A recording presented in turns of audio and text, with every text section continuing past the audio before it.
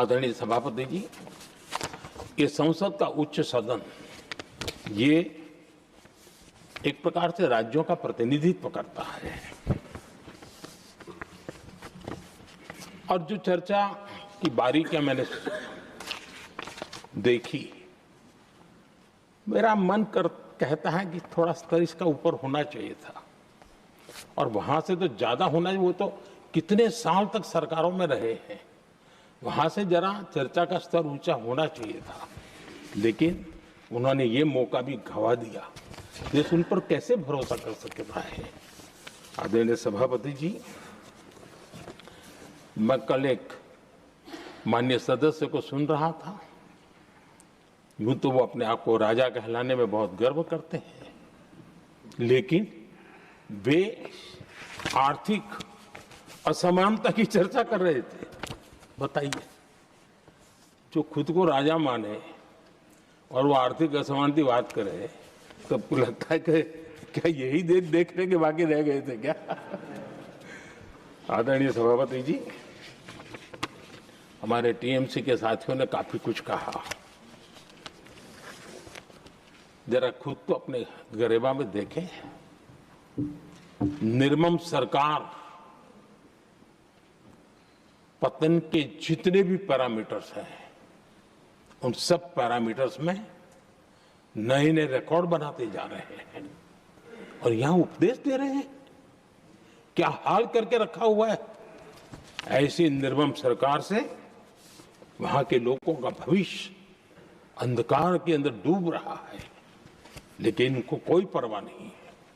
सत्ता सुख के सिवाय कोई आकांक्षा नहीं है और वे यहां उपदेश देते हैं।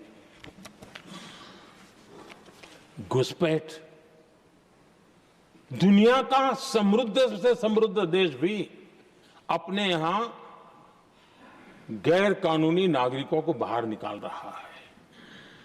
हमारे देश में घुसपैठियों को बचाने के लिए अदालतों को तब तक प्रेशर पैदा किया जा रहा है। मेरे देश का नौजवान कैसे ऐसे लोगों को माफ करेगा जो घुसपैठियों की वकालत करने के लिए ताकत लगा रहे हैं।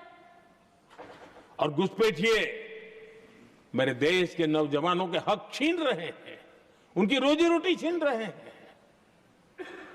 आदिवासियों की जमीन छीन रहे हैं। बेटे बेटियों के जिंदगी पर खतरे पैदा हो रहे हैं, लेकिन उनके लिए महिलाओं पर अत्याचार होते रहे। सत्ता नीति के सिवा कुछ करना नहीं, और वो यहां पर हमें उपदेश दे रहे हैं। और ऐसे चिंताजनक सभी विषयों पर आंखें मूंद करके बैठे हुए वो लोग हैं। एक हमारे माननीय सदस्य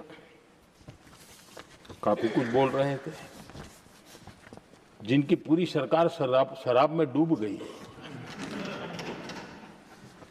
जिनके शीश महल घर घर में नफरत का कारण बन गए, और शायद उनको ब्लैक शब्द ज्यादा पसंद है। हर एक का अपना अपना एक भूतकाल होता है।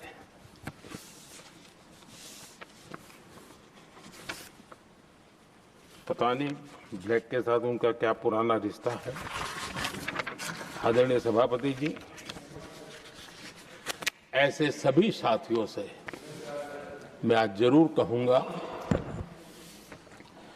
तुम कितना दुनिया को धोखा दोगे, तुम कितना दुनिया को धोखा दोगे। आईना देख लिया तो अपनी सच्चाई कहां छिपाओगे।